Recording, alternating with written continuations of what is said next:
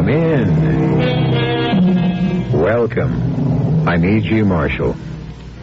The poets claim it's love that makes the world go round. That's a beautiful conceit, and we should let them enjoy it. However, practical people know better.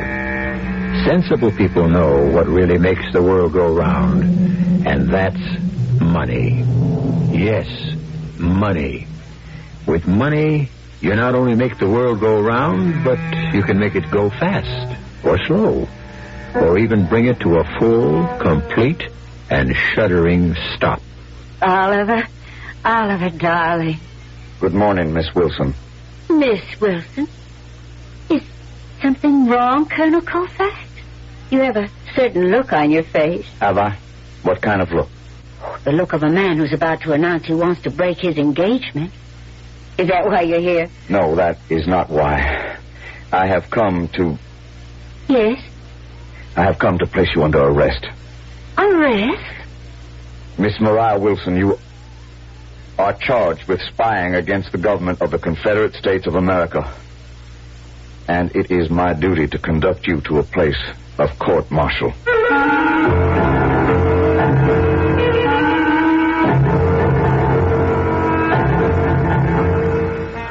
Our mystery drama, Solid Gold Soldiers, was written especially for the Mystery Theater by Sam Dan and stars Michael Wager and E.V. Juster. It is sponsored in part by Buick Motor Division. I'll be back shortly with Act One.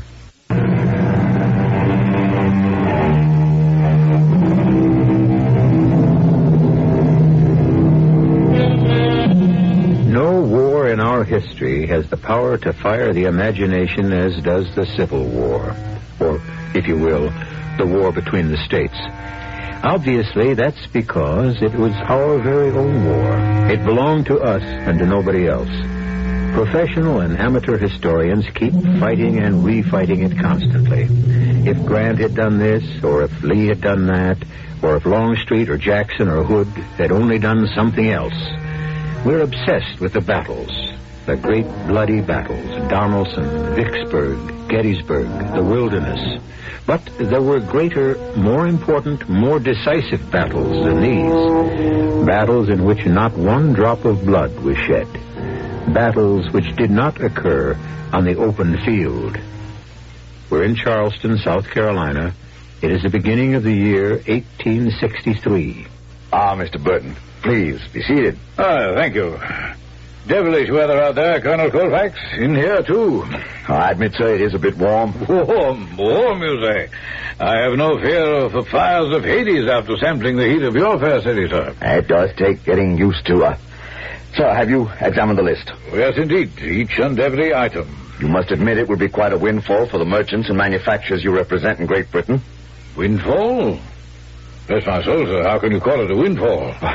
Look at the prices we offer you for the necessities of life and the sinews of war. Which brings us to the matter of payment. I thought we had agreed. We are pledging our cotton. Cotton, yes, a most precious and valuable commodity. Several million bales of cotton would be a godsend to the mills of England. There is, however, one small difficulty. Difficulty? Oh, come, Colonel Colfax. You know as well as I do the nature of the difficulty. You also pledged us last year's cotton. And it's yours. It belongs to you. Not while it sits and rots on the docks of Charleston. We are planning a fleet of blockade destroyers. The truth is that the Federals control the seas. Now, I have been instructed by my principals to insist on direct payment. Very well. We shall pay you in cash. But I hope you understand, Colonel, by cash we do not mean paper. Sir, do you impugn the honor of the Confederate States of America? Well, I'm only saying, Colonel, with no offense, that anyone can set up a press and print money. I consider that an insult. Spare me your melodrama. We cannot accept your paper money. Which is another way of saying you have no faith in our government. Faith is too fragile to stand alone. It usually requires a pedestal. And one made of gold is always best. But we are winning. We won the battles at Bull Run, Chancellorsville, Fredericksburg. Unfortunately, you have not won any lately.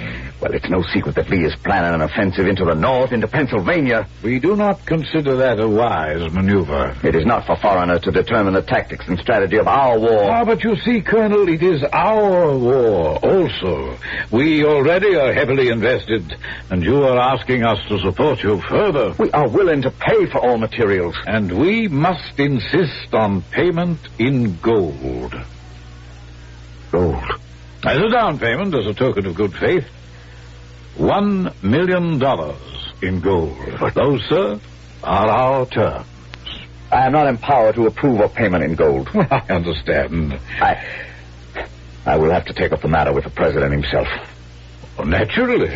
I have at my disposal a steam-powered blockade runner, easily the fastest ship afloat. We can load her with the gold at night, steal out of the harbor, and be in London 12 days from now. Your merchandise can be delivered here some 20 days later. In 1 month, sir, you will have arms, ammunition, equipment, and supplies for an entire army corps. I see. Very well, Mr. Burton. I shall convey these rather harsh conditions to the president. Harsh conditions? Well, son, business is business. Not among gentlemen. Colonel, war just is not a gentleman's business.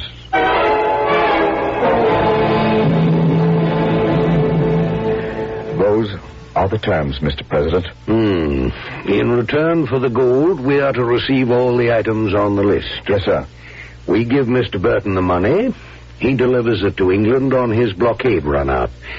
And then he has other blockade runners to bring us the equipment. Yes, sir. That's how we've been dealing with the British since the war began.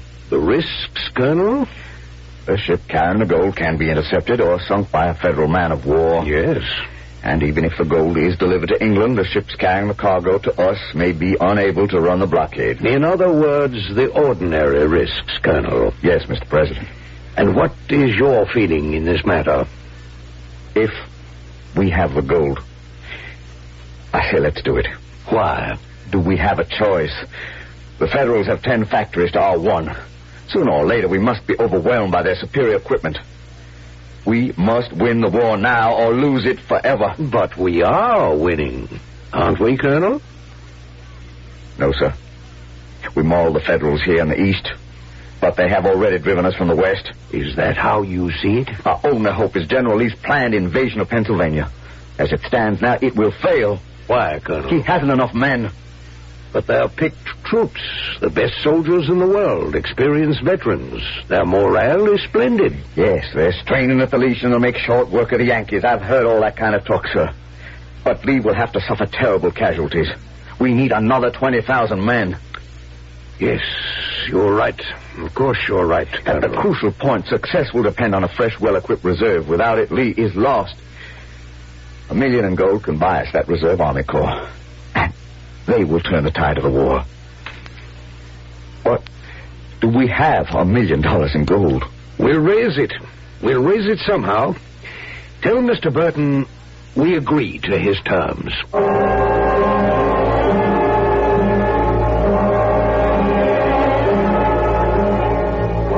To die for one's country is to live forever. To fall in the fight is to stand with the brave. Bold sons of the South, we'll forget you never. How holy the earth that will serve as your grave. Now, ladies and gentlemen, your attention, please. Your attention, please. Thank you. Thank you. Miss Mariah Wilson, surely the foremost actress on the stage today. Thank you for your inspired recitation. Ladies and gentlemen, thank you for attending the Gold Ball this evening. These gala celebrations are being held all over the South to raise gold to buy the necessary supplies for our brave boys in the field. So give generously of your gold coins, your gold rings. In short, if it is gold, give it. Thank you.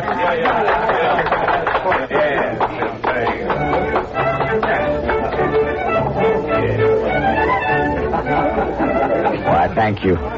Miss Wilson, thank you so much for being with us this evening. Oh, my pleasure, Colonel. I've always gone to the theater to watch you, ma'am. I think you are a great artiste. Thank you, Colonel. I understand you're a strong partisan of the Confederate cause. As an actress, I am partial to romance. And there simply is no romance in the North. It's so cold and so businesslike. Is it true, what everyone says, that General Lee is actually going to invade the North? I shouldn't have asked that. I'm sure it's a military secret. Well, it's hardly a secret, Miss Wilson. Well, good evening, Colonel. Ah, Mr. Burton. A most successful affair, sir. Miss Wilson, may I present Mr. Alexander Burton? Ah, your servant, ma'am. How do you do? I have heard so much about you, Miss Wilson. In a very real sense, it might be said that this gala is being held for Mr. Burton. Indeed. Yes, Mr. Burton is the agent for the English Combined that will furnish us with the necessary supplies and equipment. Oh, well, then he deserves some very special treatment. It can be said that with Mr. Burton rests the fate of our country. Oh, now, sir, really, you mustn't make me all that important. Mr. Burton shall conduct the gold to England. May the heavens protect you and us, Mr. Burton. Thank you, ma'am. What a wonderful night this is. I have a feeling that victory is in the air. Victory and peace. Now, I would like to drink to that. And I would like to dance to that. May I have the pleasure, Miss Wilson?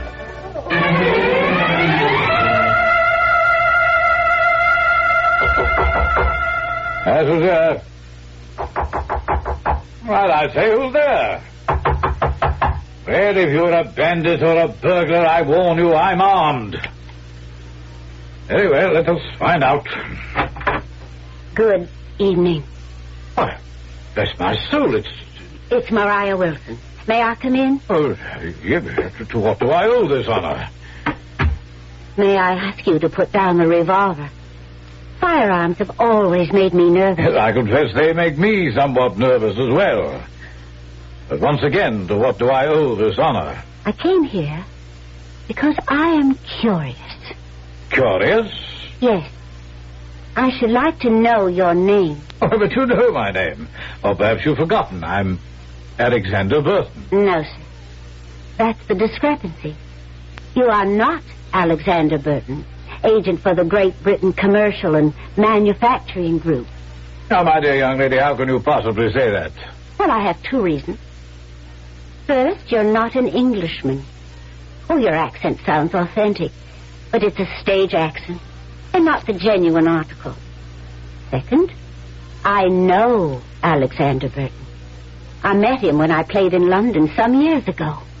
Well. Yes, Mr. Burton. And, what else do you have to say to me, Miss Wilson? I don't know what your endeavor is exactly, but I am announcing to you the fact that you now have a partner. A partner? Yes, a partner. A silent partner. A silent partner. And also a dead partner. You're a very rash young woman, Miss Wilson. And I'm afraid it must cost you your life.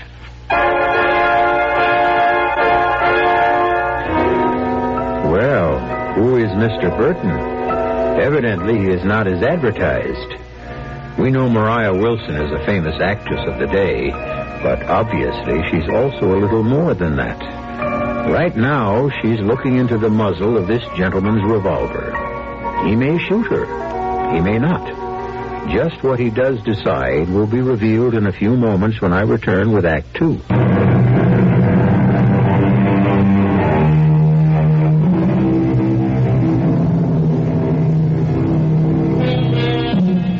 In time of war, all other things being equal, a rich army will usually beat a poor army. An army travels on its stomach, which means it needs food. And it also travels on its feet, which means it needs shoes. And it needs a great many other things, too. And these are things only money can buy. The Confederate States is raising what was, for those days, a huge sum of gold. But where is it going? Now, Mr. Burton. You see, I still call you Mr. Burton. You know you can't kill me. Why not? Before I came here, I made my plans known to a friend. And if anything should occur, that friend will notify the proper authorities. You're bluffing. Call it. Pull the trigger. Well, Well, bless us all, you are a spunky young woman. and now, Mr. Burton, how did you achieve your present position? Oh, that. Well, it was a succession of events. I happened to be in Liverpool on business. What sort of business? Oh, whatever sort of business might come up. I see. And, well, it was late at night, and I was returning to my lodgings when I saw a well-dressed man walking up the street. Suddenly, two mean-looking fellows jumped on him and started to beat him. They were thieves, of course, who were after his money. Well, each to his own trade, I always say. I had no mind to interfere. But they happened to see me and became frightened, and they just ran away. Oh. Steady, sir. Now, just lie easy. Steady. I'll call for help, and I'll get you... Oh, my head. They did strike you a nasty blow or two. I must get back to the ship. No. Don't try to get up, sir. Worst thing for a blow on the old noggin. Just rest. My name is Burton. Alexander Burton. Oh, yes, sir. I've heard of you. You're sailing for America. Read all about you in the newspaper. Everything is spinning about. I'm dying. Now, sir, I live just a few doors up the street. You can lie down, and I can go for a doctor. No, get me to the ship. It sails. Get me to... Well, he was in no condition to go anywhere. So I got him into my room somehow and stretched him out on the couch. I thought there'd be a gift in it for me, you know. But he wouldn't let me leave him. He clutched my hand and refused to let go. He just kept talking to me. He was delirious. I'm going there, representing my clients. I'll drive the biggest bargain in history. I'll make them pay in gold. None of their worthless paper. Gold, $1 million in gold. Gold. Now, take me to the ship. The ship is waiting to sail. The ship is waiting for me. For me. Take me to the ship. And suddenly, he was dead. So, since he wouldn't need it any longer, I searched his pockets for money. And I looked at the sheaf of documents in his coat. And you decided to become Mr. Alexander Burton. Who is empowered to collect $1 million in gold from the Confederate government. What did you do with Mr. Burton's body? For a few shillings, you can always find some obliging gentleman. And the gold? I've discussed the matter with some of the crew who appeared sympathetic. The others will be convinced to join us, one way or another. And so the ship will take on the gold, but it will not sail to England. No, I'm afraid not. Well, now that I am your partner... Ah, yes, my new partner. My share should be 10%. That's quite a bit of money. Well, I could have asked for more, but I'm not greedy. And, just how do you expect to be paid? I expect you to deliver the money before the ship sails. Is it a bargain, partner? Yes, it's a bargain, partner.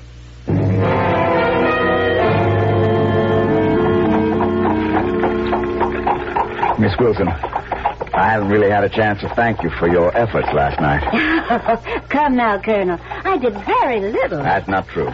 Your very presence cast a golden glow over the evening. Why, Colonel, how poetic. Do you actually write poetry? I believe every man speaks poetry when he's properly inspired, and I have found my inspiration. Really? Miss Wilson, may I call you Mariah? Please. Mariah, I have never been very good with words. I think you're doing very well. Thank you, ma'am, but action is more my style, and Well, Miss Wilson, Mariah, there is something I must tell you. For the first time in my life, I have met a woman to whom I would offer my heart and my hand. Colonel? I mean, you can't call a man Colonel after he says something like that. I don't even know your first name. It's Oliver. Oliver. Yes, I could give you my heart and my life. But here now, they are not mine to offer. They belong to my country. I understand, Oliver. But may I dare to hope that one day when this terrible war will be over. Yes, Colonel. Oliver, when this terrible war will finally be over.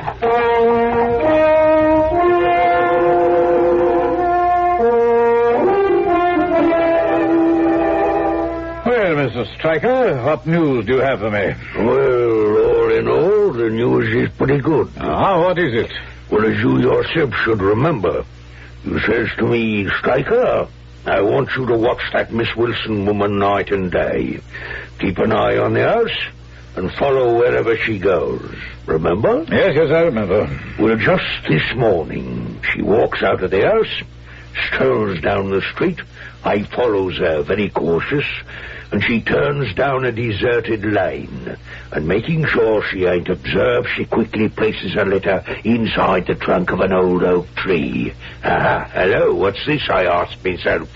And after she leaves, I just sticks me hand in, and here it is. I thank you, Mr. Stryker. What's it say? You mean you weren't curious enough to read it? I'd need more than curiosity. I'd need to know how to read. Beautiful handwriting this lady has. Alert, blockading squadron, runner preparing to sail soon with gold shipment. Well. So think of what we have just learned about the fair Miss Mariah Wilson. Should we, get rid of Miss Wilson? I could do it with no trouble at all. No, Stryker. There's always the correct way to do these things.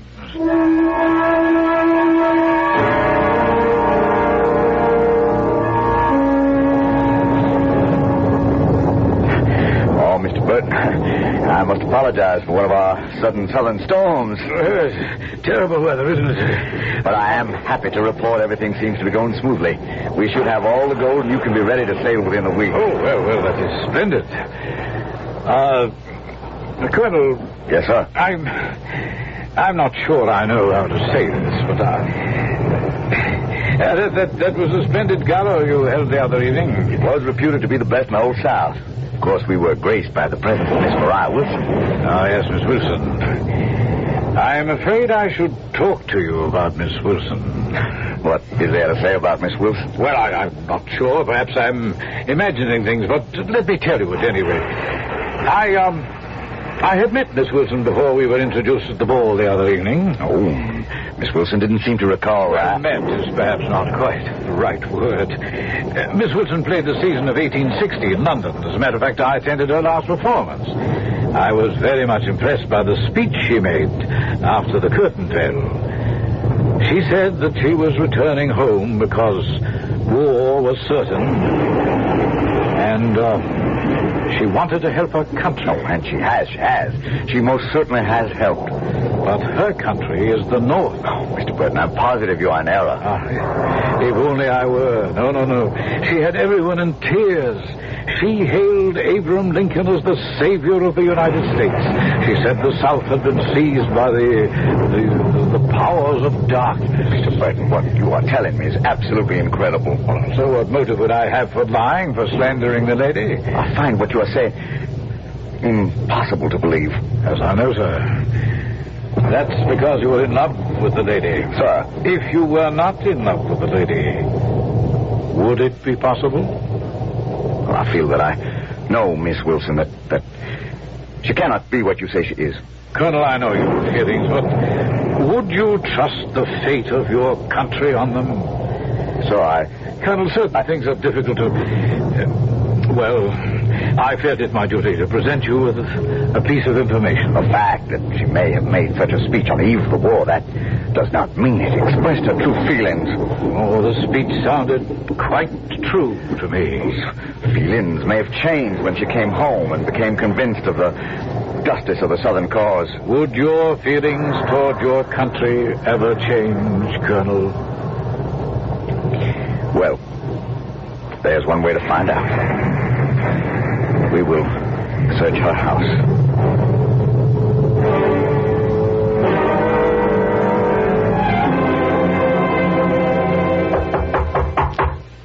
to know me. Oliver, what a wonderful surprise. Come in. I was hoping you'd come calling on me. Were you, Miss Wilson? Miss Wilson. Oh, is something wrong, Colonel? Mariah, confess. To what? Confess you're a Union spy. Who accuses me? Does it matter? I have a right to know. Let me face my accuser. Mariah, if we love each other, there can be no falsehoods between us. Are you a spy? Who accuses me? I have received a report of a speech you made after your final performance in London in 1860. I wasn't in London in 1860. Unfortunately, Mr. Burton happened to see you express your Union sentiments quite strongly. I played the season of 1860 in Boston. Why, if you read the Boston newspapers, well, get old copies of the paper. Mr. Burton saw you and heard you. Mr. Burton. How do you know Mr. Burton is all that he claims to be? Miss Wilson, this is unworthy of you. Mr. Burton is an English gentleman. How do you know? Mr. Burton carries all the proper documents. Can anyone here identify Mr. Burton? Well, can they? Do you intend to give a man whom nobody knows $1 million in gold and let him sail away with it? Do you? Confess, Mariah, please. And I shall find a way to spare your life. If I can, Please, Mariah, do not make it more difficult for me. Why do you insist I am a spy? This letter. It's in your handwritten script. Where did you find that? We searched your house. Oh. Alert blockading squadron. Runner prepared to sail soon with gold shipment. I see. And you are a spy. It was the best way I could serve my country. I understand. Now? Now I am forced to place you under arrest. Well, may I ask a favor, Colonel? Of course. May I be permitted to change my costume for the occasion? I should wear black. Oh, very well, Miss Wilson. Thank you. I shall not keep you waiting. Miss Wilson! Miss Wilson! Miss Wilson! Miss Wilson! Gone. How could you let her get away, Lieutenant? But she didn't get away, Colonel. She is gone. Well, my man had all four sides of the house surrounded. All the windows were under observation, and the back door, she didn't come out of the house. You mean no one came out of that house? Well, that's right, sir, no one. No one at all? Well, no one except... Yes, who? An old slave woman. No one except an old slave woman. Where did she go? Where did she go? Yes, where did she go? Quickly, where did she go? I didn't notice, Colonel. Think! Well, I'll try, but who notices an old slave woman? Of course, you and I know very well that the old slave lady is none other than Mariah Wilson. Well, she is now deep in the heart of the enemy country, and surely a hue and cry will be raised against her. However, she does have one thing in her favor. She's an actress. She can assume various roles. She has other parts to play when I return shortly with Act 3. This is the...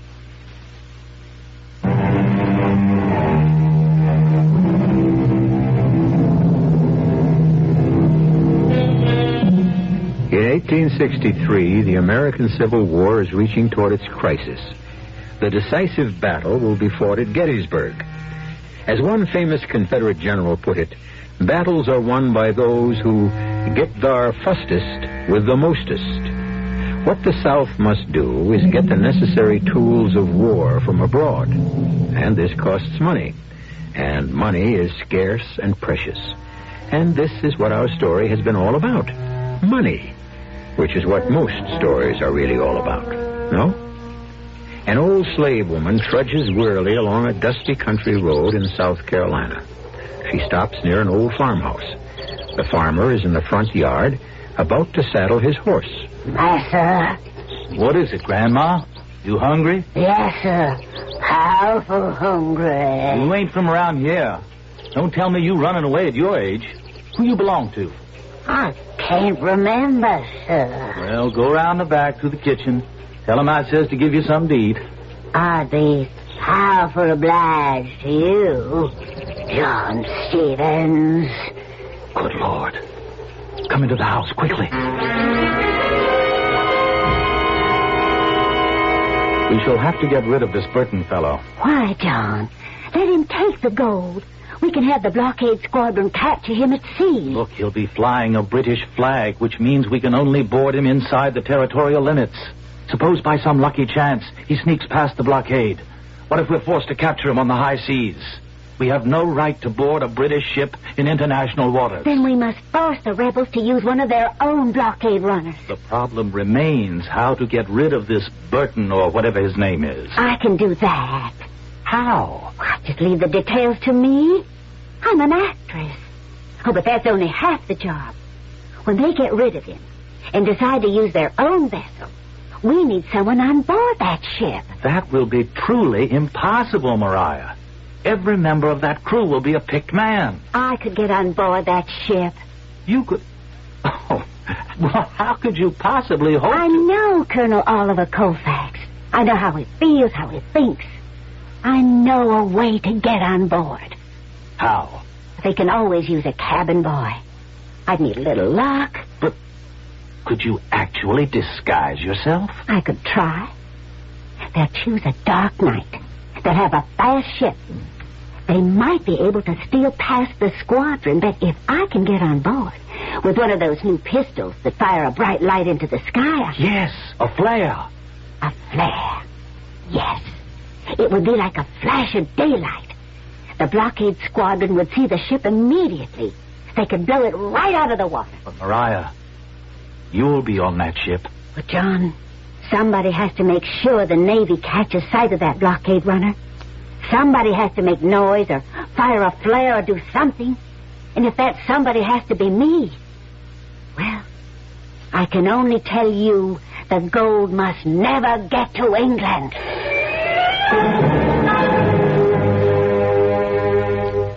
Well, Colonel, tonight is the great event, eh? Yes, and it looks like favorable time, too. There'll probably be a heavy mist, judging from the weather now. Oh, yes, sir, I'm sure of the success of our enterprise. Shall you be my guest for luncheon, sir? I know of a splendid place to dine just down the street. My pleasure, Colonel. Shall we?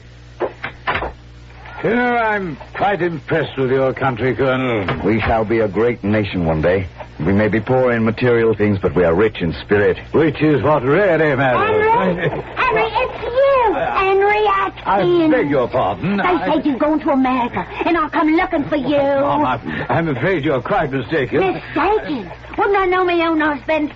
Would I forget a dog like you? Oh, no. Would I forget how you left me, the baby? Oh, Colonel, this is most awkward. I said I'd travel the old wide world to track you down and demand justice for what you've done to me and my child. Your child, this is a mad woman, Colonel. It is to call me mad. Listen, everybody listen. This beast here, he leaves a woman and an infant child in London, England, to starve to death. Now, calm yourself, madam. I'm Colonel Colfax. I promise you justice to you will be done. You say your name is Elizabeth Atkins, and you met Mr. Burton. He ain't Mr. Burton. He's Mr. Atkins. Henry Atkins. You're sure? I know me own husband, don't I? You have proof? What proof would I have? Except me own word. He met me and married me in the spring of 57. A year later he says to me, "Hey, the pickings must be good in America." And they're giving me life savings and off he goes, promising to send for me. How did you get here? Well, after I seen that I'd been had, I left the baby with me mother and come here searching for him. How did you know to come to Charleston? Well, sir, I know the sort of gentleman he'd associate with. Someone said they heard he was onto a good thing down here. I see. Sir, I didn't mean to cause nobody no trouble. It's just that I need money for the baby. Want him to grow up with an education like I never had. Well, Mrs. Atkins, we shall look into this further, and thank you very much.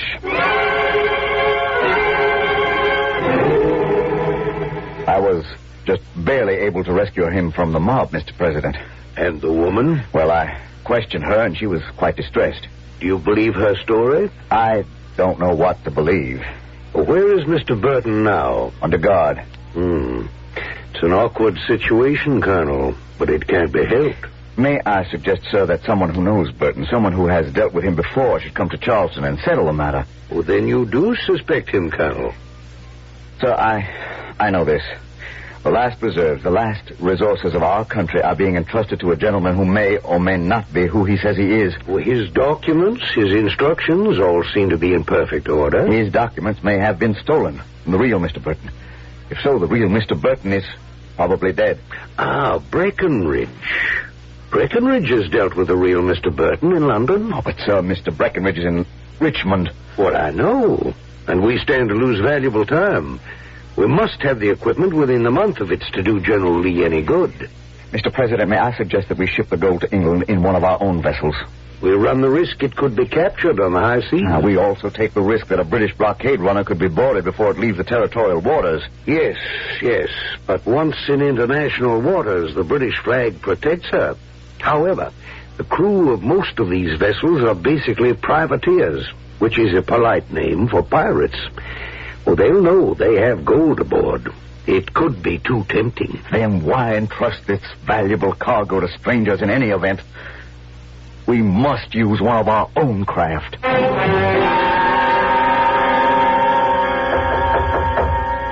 Yes, come in. Well, my lad, what can I do for you? Sir? Sir? Speak up, son. Speak up and step inside. Well? Sir, I wish to sign on the Dixie as cabin boy. Cabin boy? Why, you're too young to... I'm almost 13. What do you know about the Dixie? Well, everybody knows she's going to run the blockade tonight. What do you mean, everybody? Well, I suppose everybody does. I want to sign aboard. Oh, I'm sorry, son. You're too young. You got to take me with you. Please. I got to fight for my country. I got nowhere to go. Well, we'll find a place for you with some kind-hearted people here in the city. My place is fighting for my country.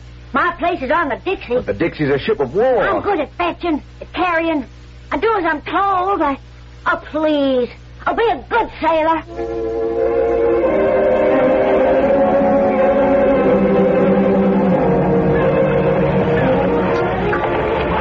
Move aboard quickly and quietly, men.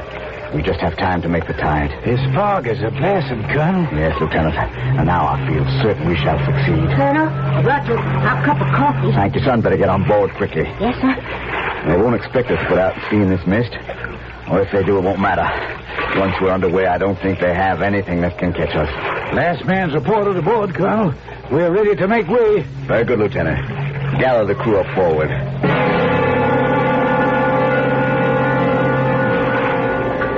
I needn't tell you, men, this is the single most important mission of the war. This cargo must get to England so we can return with the equipment we need to win. The Federals are out to get us. They'll try their damnedest. We shall move out under sail. No one is to speak above a whisper. No one is to smoke or show any light whatsoever. Cook, the fire must be out in the galley. No smoking. Sailor master, take over the ship. The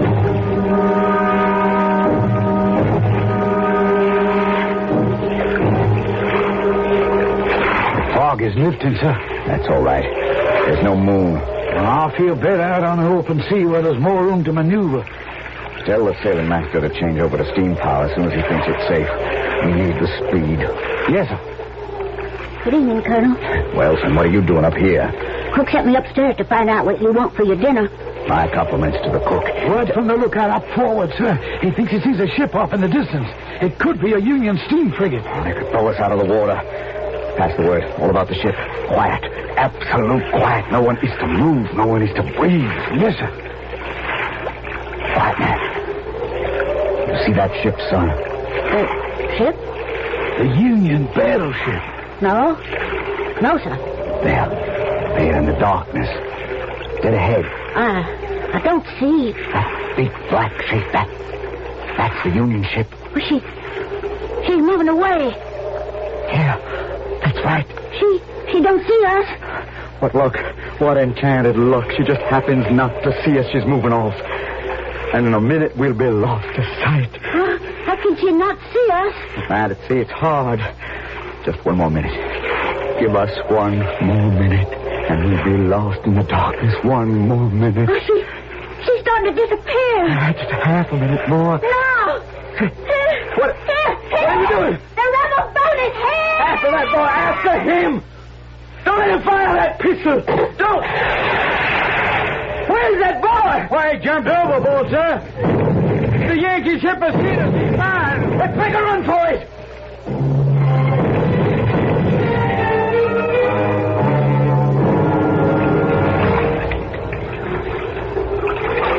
Yeah. Let me give your hand, sailor. Thank you, kind sir. It's you. Yes, me. Do you still want me to share your wrath, Colonel? I ought to. Yes? Oh, come on before you drown.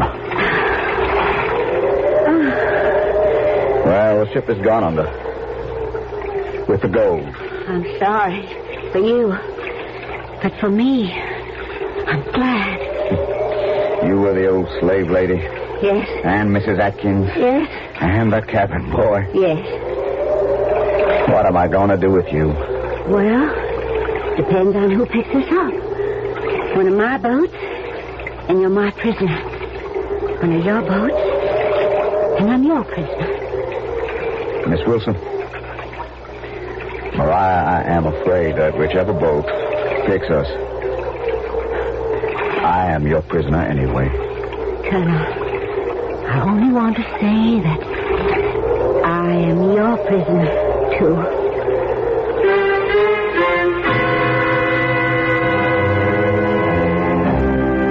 They were picked up by a French merchant ship en route to India via the Cape. The captain was happy to marry them, and by the time they could return to America, the war was over. Would that the rest of the country could have learned from them and become reconciled as quickly. All you need do is reconcile yourself to a short wait, and then I shall return.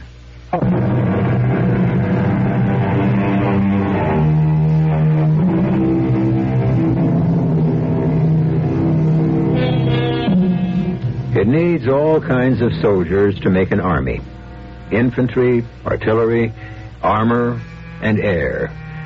But the soldiers who are needed to support them all are the soldiers who neither fight nor die. The soldiers who never grow old or tired, weary or hungry. And these are the soldiers of solid gold, who will serve any master or any cause. And in the end, these are the soldiers who win. Our cast included Michael Wager, E.V. Juster, Ian Martin, Court Benson, and William Redfield. The entire production was under the direction of Hyman Brown. And now, a preview of our next tale.